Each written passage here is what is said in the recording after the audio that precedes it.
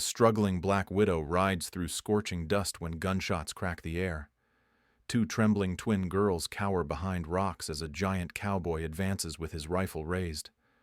The frontier town sees only another broken drifter destined for a pauper's grave, dismissing the weathered woman as too defeated by life's cruelties to matter. Yet in the sprawling territories, a wealthy railroad tycoon frantically searches for his missing stepdaughters, unaware that this dismissed widow holds the key to their survival. What neither realizes is that her rescue will unravel a web of corruption stretching from the highest mansions to the darkest mining tunnels, secrets that powerful men have killed to protect. When the dust settles and truths emerge, will her act of courage expose the very conspiracy that orchestrated the girl's danger? Before we continue, comment where you are tuning in from. Perhaps we will publish a story there. The Arizona Territory's sun beat down mercilessly as Eugene Barton guided her weary horse along the dusty trail toward Copper Ridge. Her saddlebags contained everything she owned in the world: 3 crumpled dollar bills, a worn sewing kit, her late husband's medical journal. The mining town sprawled before her like a promise she wasn't sure would be kept. Wooden buildings lined the main street, their paint peeling under the relentless heat. Yuji dismounted outside Henderson's general store, smoothing her faded dress before pushing through the door. The proprietor looked up from his ledger. His expression shifted the moment he saw her face. "We ain't hiring." "I haven't asked for work yet, sir. I'm a seamstress looking for—" "I said we ain't hiring." Henderson's voice carried the finality of a judge's gavel. "Try the next town." Yuji's jaw tightened, but she maintained her composure. She had heard these words in 4 towns already. The pattern never changed. Hope followed by humiliation, followed by the long ride to nowhere. Outside, curious eyes tracked her movement down the boardwalk. Whispered conversations died as she passed. At Murphy's tailoring shop, the owner actually locked his door before she could reach for the handle. "Excuse me, miss." Yuji turned to find a middle-aged woman with kind eyes and flour-dusted hands. Unlike the others, this woman looked directly at her without flinching. "I'm Mrs. Pemberton. I run the boarding house on Elm Street. You look like you could use a meal and a place to rest." The kindness in her voice nearly broke through Yugi's carefully constructed walls. "I appreciate the offer, ma'am, but I'm not sure I can afford—" "First meal's free for any traveler. That's always been my rule." At the boarding house, Mrs. Pemberton served thick beef stew while Yuji explained her situation. She had learned to keep her story simple: widowed, skilled seamstress, looking for honest work. "Town's been strange lately," Mrs. Pemberton said, refilling Yuji's bowl. "Families packing up in the middle of the night. The Hendersons you met today, they used to be different people. Fear changes folks." "Fear of what?" "Land disputes. Mining accidents. Seems like anyone who won't sell gets visited by trouble." Mrs. Pemberton lowered her voice. "Sheriff Morton don't seem too interested in investigating." As if summoned by his name, Sheriff Morton pushed through the boarding house door. His badge caught the lamplight as his cold gaze settled on Yuji. "Mrs. Pemberton, I hear you're harboring another drifter." "Miss Barton is a paying guest." "That's so?" Morton's hand rested casually on his gun belt. "Miss Barton, was it? Let me give you some free advice. Copper Ridge ain't the place for your kind. Folks here like their peace and quiet." Yuji stood slowly, meeting his stare with calm defiance. "I'm looking for work, Sheriff. Nothing more. Work's scarce for everyone. Might be best if you kept riding come morning." After Morton left, Mrs. Pemberton shook her head sadly. "Man wasn't always like that. Something's got him spooked, too." That evening, Yuji walked the town's perimeter, studying the landscape that might become her temporary home. The desert stretched endlessly in all directions, painted gold by the setting sun. She had grown up in country like this. Every ridge and canyon held memories of childhood adventures with her brother. Those skills had served her well during the war years when she assisted the field medics. Her husband had been a patient first, then a student as she taught him about desert plants and their healing properties. After his death in that collapsed mine shaft, Those same plants had kept her alive during the long months of grief. A commotion from the main street interrupted her thoughts. Angry voices carried on the evening air. Through the boarding house window, she watched a family loading their wagon by lamplight. The man's face was bruised. The woman clutched a crying baby to her chest. "That's the Williamsons," Mrs. Pemberton said, joining Yuji at the window. "Been here 15 years, built that ranch with their own hands." "What happened?" "Same thing that's been happening. Men came calling about selling their land. When Tom refused, accidents started plaguing his livestock. Then his barn caught fire. Tonight someone took shots at their house." The wagon disappeared into the darkness, carrying another family into uncertain exile. Yuji watched until the dust settled, a familiar anger burning in her chest. She had seen this pattern before, powerful men taking what they wanted while law and decency stood aside. Thunder rumbled in the distance, though no clouds marked the star-filled sky. The sound grew louder, resolving into hoofbeats. Multiple riders approaching fast from the eastern trail. Gunshots cracked through the night air. Then came the screaming, high-pitched voices that made Yuji's blood run cold. Children's voices, filled with terror and desperation. She grabbed her husband's medical bag and ran toward the sound. Behind her, Mrs. Pemberton called out warnings about staying safe, but Yuji was already mounting her horse. Some sounds demanded action regardless of consequences. The screaming led her toward Devil's Canyon, a maze of red rock formations 2 miles from town. As she rode closer, she could make out individual words between the sobs. "Please don't hurt us." "Where's Miss Catherine?" "We want to go home." Yuji dismounted and climbed the rocky outcrop overlooking the canyon floor. Below, 3 armed men surrounded 2 young girls who couldn't be older than 12. The children wore fine traveling dresses now torn and dusty. Their blonde hair caught the moonlight as they huddled together behind an overturned carriage. The largest of the men stepped forward, and Yugi's breath caught. He stood nearly 7 feet tall with shoulders like a barn door. When he spoke, his voice rumbled like distant thunder. "Come on out, little ladies. Nobody's going to hurt you if you cooperate." Yuji studied the canyon floor from her rocky perch. 3 armed men, 2 terrified children, an overturned carriage with no driver in sight. The massive man they called Amos paced back and forth, his patience clearly wearing thin. "Miss Catherine ran away and left us," one of the girls sobbed. "We don't know where she went." "Don't matter none," said a second man, this one thin as a rail with nervous eyes. "Boss wants these 2 delivered safe. That's what we're going to do." Yuji's mind raced through possibilities. Direct confrontation would be suicide. 3 armed men against 1 woman with nothing but determination. But the canyon itself offered opportunities. She had explored places like this as a child, learning every trick the desert could teach. She slipped back to her horse and retrieved a handful of dried sage from her saddlebags. During her childhood on the ranch, her brother had taught her to create smoke signals using specific combinations of desert plants. Not for communication this time, but confusion. Moving silently along the canyon rim, Yuji positioned herself upwind from the men.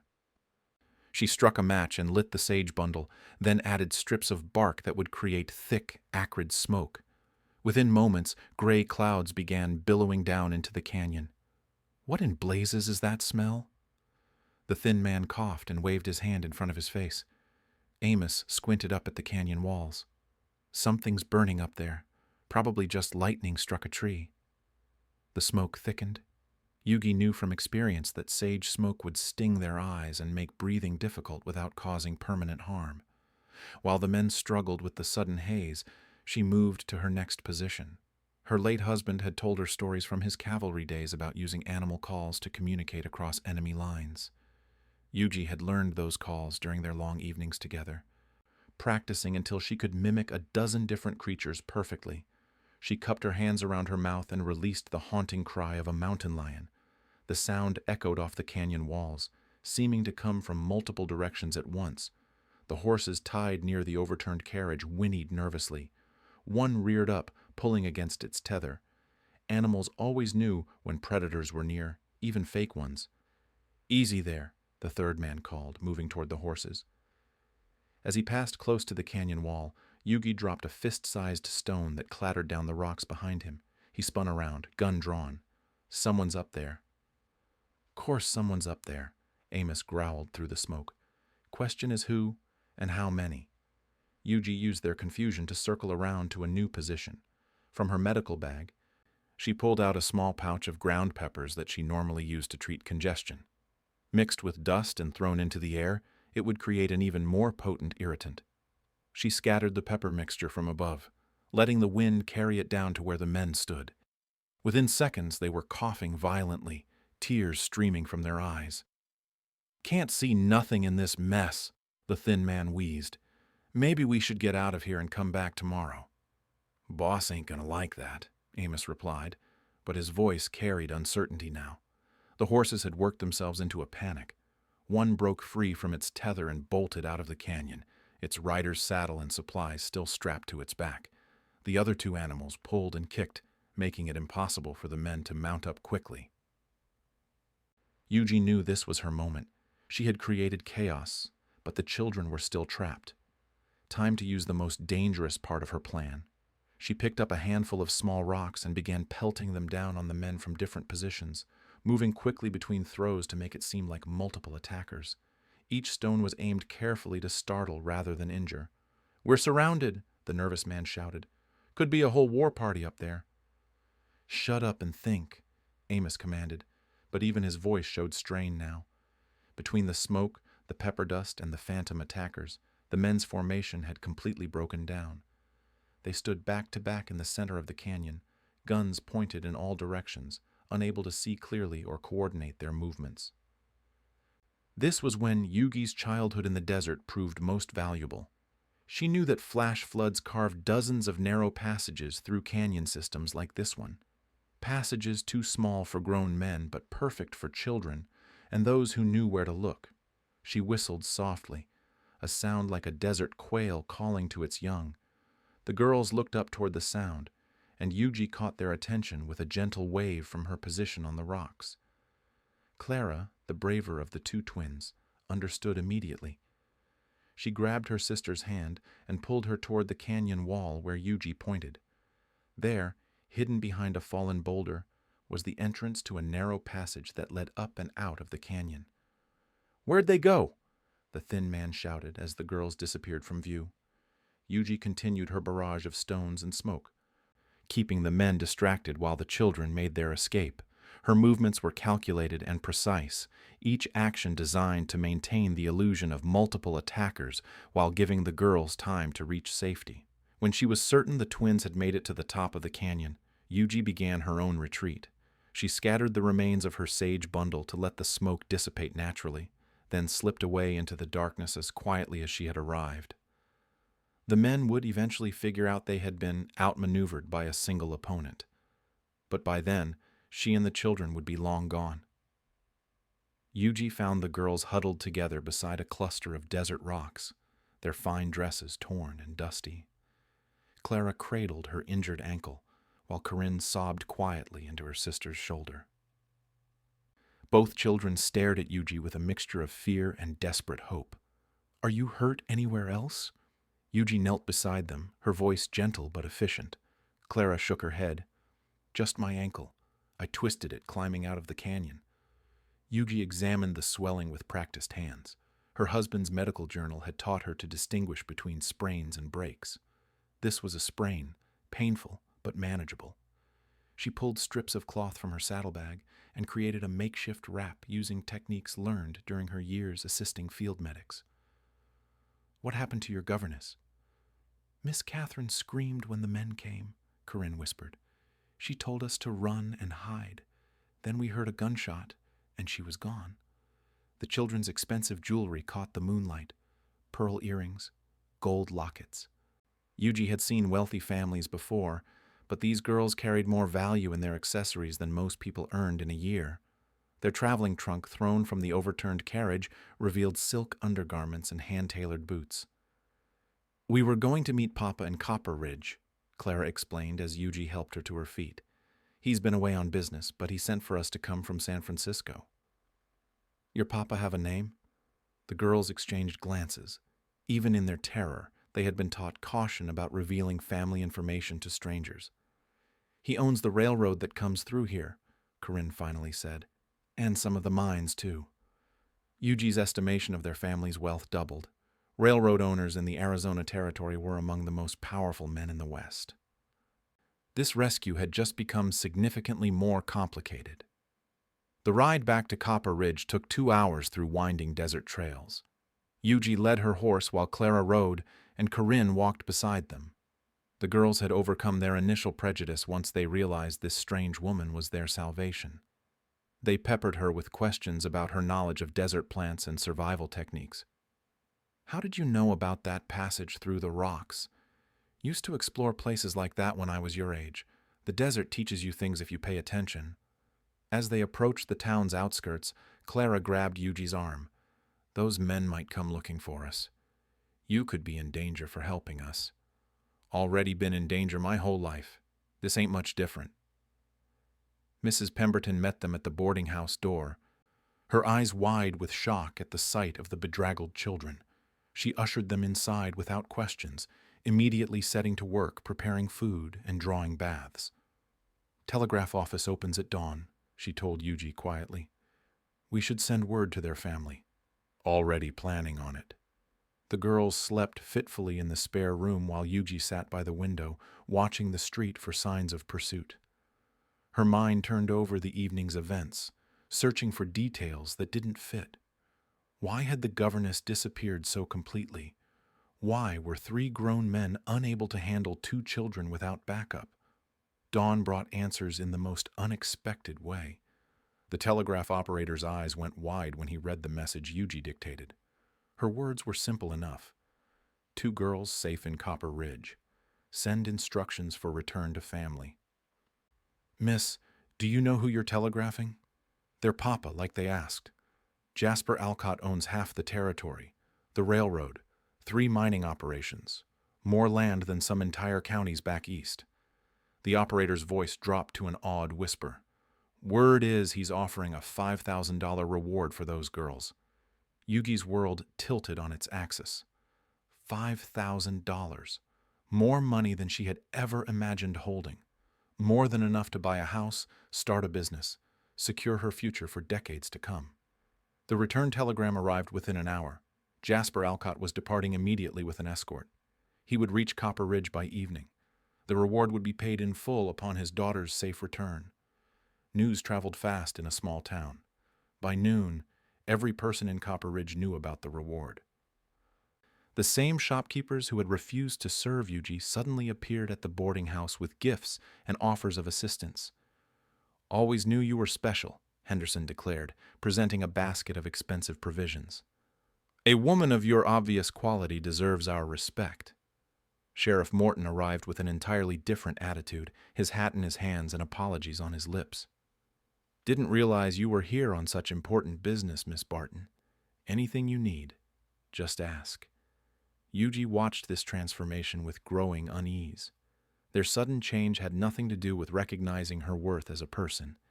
Everything revolved around the money she might soon possess. The girls recovered quickly once they felt safe. They helped Mrs. Pemberton in the kitchen and listened with fascination as Yuji explained her knowledge of desert survival. Clara proved especially curious about the medicinal properties of various plants. "Papa always said we should learn useful skills," she explained. "Not just needlework and piano." As evening approached, dust clouds appeared on the eastern horizon. A large group of riders approached at full speed, led by a man whose presence seemed to command the very air around him. Jasper Alcott had arrived to reclaim his daughters, carrying with him the power to transform Yuji's life forever. The question was whether that transformation would prove to be salvation or something far more complicated than she had bargained for. Jasper Alcott dismounted before his horse had fully stopped, his eyes scanning the boarding house porch desperately. When Clara and Corinne rushed into his arms, his composure finally cracked. This powerful railroad baron became simply a father relieved beyond measure. "Thank God you're safe." He held them close, his voice thick with emotion. "I thought I'd lost you both." The man who emerged from that embrace bore little resemblance to the ruthless businessman Yuji had expected. Jasper Alcott stood tall but not imposing, his expensive clothes dusty from hard riding. His eyes held genuine warmth when he looked at his stepdaughters. "Papa, this is Miss Yuji," Clara said, pulling him toward where Yuji stood quietly in the doorway. "She saved us from those awful men."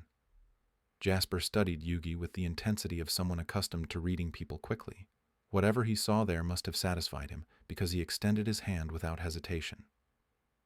"Miss Barton, my daughters tell me you risked your life for theirs. How can I possibly thank you?" "No thanks needed. Any decent person would have done the same." "I disagree completely." Jasper reached into his jacket and withdrew a leather pouch heavy with gold coins. $5,000 as promised, though honestly no amount could repay what you've done. Yuji stared at the pouch. Her life's struggles could end right here, right now. But something in Jasper's manner made her hesitate. He spoke of payment as if it were a simple business transaction, yet his relief seemed genuine. The girls mentioned their governess went missing. Jasper's expression darkened. "Catherine Morrison, 20 years of faithful service to our family. We found her horse wandering riderless about 5 miles from the attack site. But no body. Nothing. It's possible she escaped and is hiding somewhere in the desert." His voice carried little conviction. "I've got men searching." Over the following days, Yuji found herself drawn into the Alcott family's temporary residence at Copper Ridge's finest hotel. Jasper had insisted on covering her boarding house expenses and had extended an open invitation for meals.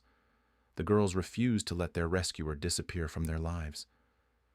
"Miss Yuji knows everything about desert plants," Corinne announced during their first shared dinner. "She made medicine for Clara's ankle from weeds." "Not weeds," Yuji corrected gently. "Devil's claw root reduces swelling. Willow bark eases pain. Your great-grandmother probably knew the same remedies." Jasper listened with genuine interest as Yuji described various plant properties. His questions revealed a sharp intelligence that had built an empire from nothing.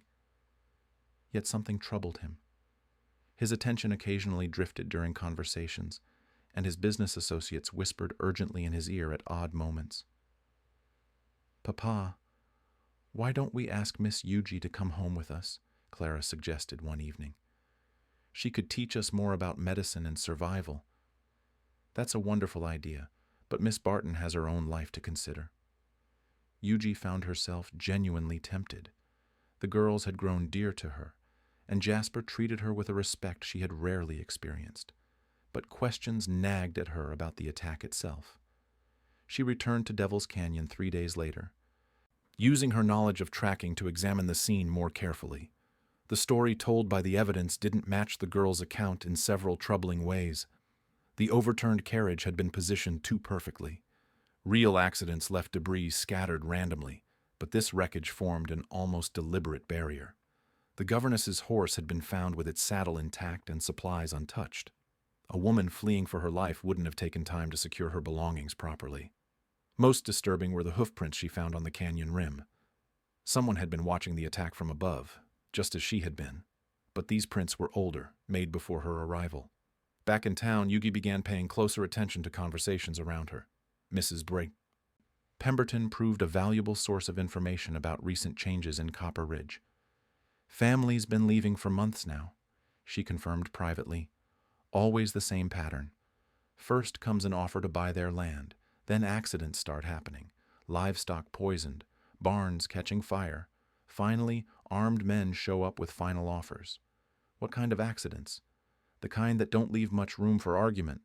Tom Williamson's well got contaminated right after he refused to sell. Mary Fletcher's chicken coop burned down the night she told them no." Yuji began connecting faces to stories.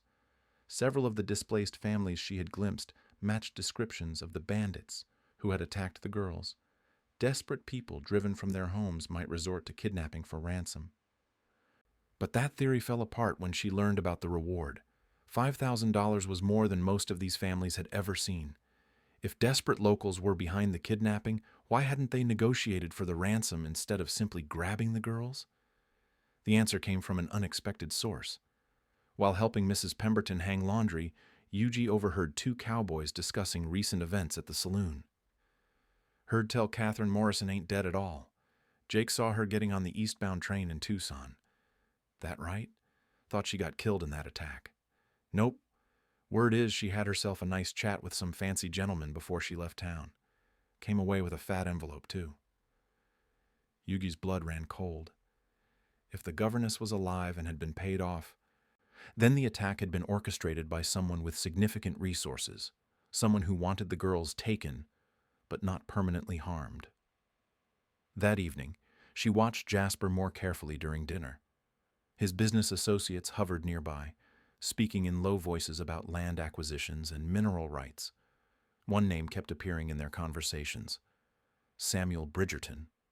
When she asked about Bridgerton casually, Jasper's expression tightened slightly. My business partner. He handles most of our land development projects.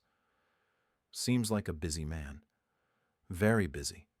Sometimes I wonder if he takes on more than he should handle properly. The doubt in Jasper's voice suggested he had his own concerns about his partner's methods. Samuel Bridgerton arrived in Copper Ridge like a storm cloud, his polished boots clicking against the hotel's wooden floors with military precision.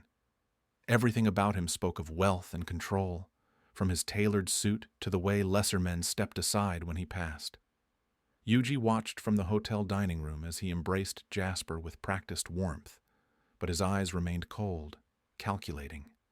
When those eyes swept the room and landed on her, she felt like prey being studied by a predator. "So this is our local hero," Bridgerton said, approaching her table with a smile that never reached his eyes. "Miss Barton, isn't it? Jasper's told me all about your brave rescue. Just did what anyone would do." "Oh, I doubt that very much. Takes a special kind of person to risk their life for strangers." His tone suggested the opposite of admiration. "I trust Jasper compensated you appropriately for your trouble." The way he said trouble made it sound like an accusation. Yuji kept her expression neutral, but every instinct screamed danger. Over the next 2 days, Bridgerton made his presence felt throughout the hotel. He held long private meetings with Jasper, their voices rising and falling behind closed doors. He questioned hotel staff about recent events with the thoroughness of a detective. Most unsettling, he began asking pointed questions about Yuji's background and intentions. "Curious woman, that one," she overheard him telling Sheriff Morton. "Shows up right before the attack.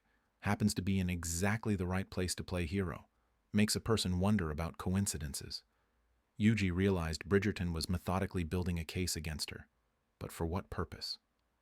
The answer came when she discovered Catherine Morrison was indeed alive. A telegram operator in Tucson confirmed that a woman matching the governess's description had purchased passage to Denver 3 days after the attack. She had paid with crisp new bills and seemed nervous, but unharmed.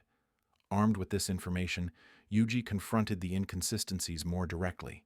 She returned to Devil's Canyon at dawn, this time bringing tools to dig where she had noticed disturbed earth. What she found made her stomach turn. Buried beneath 6 inches of sandy soil were props from an elaborate deception, torn pieces of fabric that matched Catherine's dress, a broken piece of jewelry designed to suggest a struggle. Most damning, a detailed map showing the exact route the girl's carriage would take, complete with timing notations. Someone had planned every detail of the attack, including creating false evidence of the governess's death. But the plan had gone wrong when Amos and his men had made the kidnapping attempt real instead of theatrical.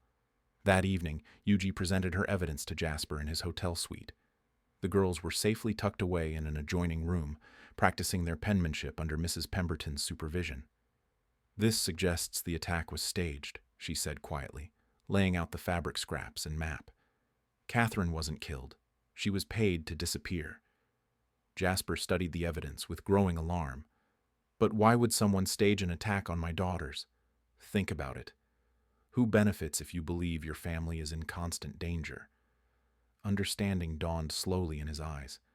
Someone who wants to justify bringing in armed security. Someone who needs an excuse for violence against local families. Your partner's been acquiring land through intimidation, but you're a decent man who might object to those methods, unless he could convince you it was necessary for your family's safety. Jasper's face went pale. You're saying Samuel orchestrated this entire thing? I'm saying someone with money and connections paid for a fake kidnapping that went wrong when the hired men got greedy. Before Jasper could respond, the suite door opened without warning. Bridgerton entered with Sheriff Morton and 3 armed men behind him. His friendly mask had finally slipped, revealing the predator beneath. Jasper, I'm afraid we have a serious problem. Miss Barton here isn't who she claims to be. What are you talking about? Samuel?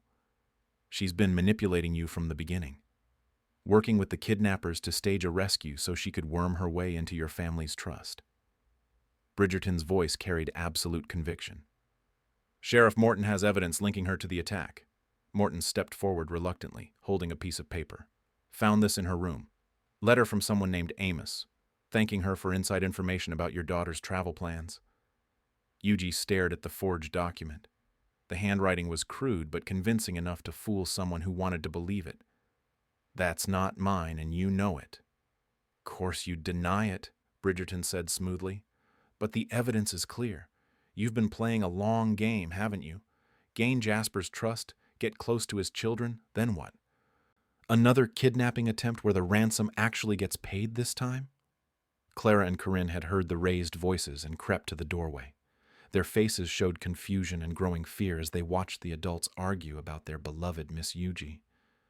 Papa, Miss Yuji saved us, Clara said quietly. She would never hurt us. Children can be fooled, Bridgerton replied with false gentleness. That's how these criminals work. They gain your trust first. Jasper looked torn between the evidence and his instincts. The man who had built a railroad empire was struggling to sort truth from deception in his own life.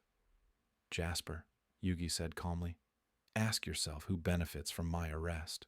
Who gets what they want if I'm gone, and you believe your family needs armed protection? Bridgerton's jaw tightened. Sheriff, arrest this woman before she manipulates him further. But Morton hesitated, his hand hovering near his handcuffs. Something in Yuji's steady gaze gave him pause. The next few moments would determine whether truth or carefully constructed lies would prevail. The hotel suite fell into tense silence as everyone waited for Sheriff Morton's decision. His hand trembled slightly near his handcuffs, torn between corruption and conscience. Sheriff, Yuji said quietly, 3 days ago you told me to keep moving because this town didn't welcome my kind. Now suddenly you're concerned about justice? Morton's face flushed red. The reminder of his prejudice in front of Jasper Alcott carried weight he couldn't ignore. That's different. This is about evidence. Evidence that appeared mighty convenient-like right when Mr. Bridgerton needed it. Yuji's voice remained steady despite the guns pointed in her direction. Funny how that letter showed up in my room when I haven't been back there since yesterday morning. Clara stepped forward, her young face set with determination. Papa, Miss Yuji taught me about desert plants while we walked back to town. She knew exactly which ones would help my ankle, and which ones were dangerous. That's not something you learn from books. Children don't understand these things, Bridgerton said, but his voice carried a hint of desperation now. Corinne joined her sister. She made that awful smoke that scared the bad men away, and she knew about the secret passage through the rocks. How could she know all that if she was working with them? Jasper studied his stepdaughters' faces, then looked at Yuji with new understanding. Samuel, if she was working with the kidnappers, why would she know how to rescue the girls from them? Obviously part of the plan to gain your trust.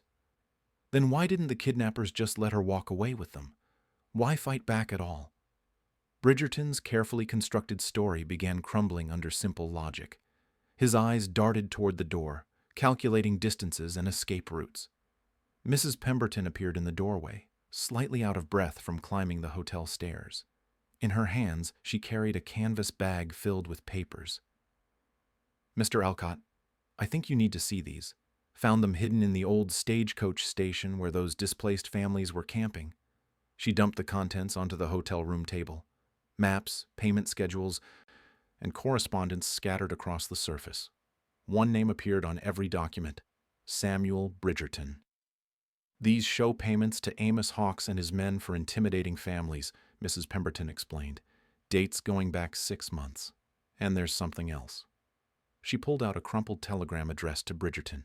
The message was brief, but damning. Girls' route confirmed. Morrison paid and departing. Execute plan Thursday evening. Jasper picked up the telegram with shaking hands. This is dated 2 days before the attack. Samuel, please tell me there's an explanation for this.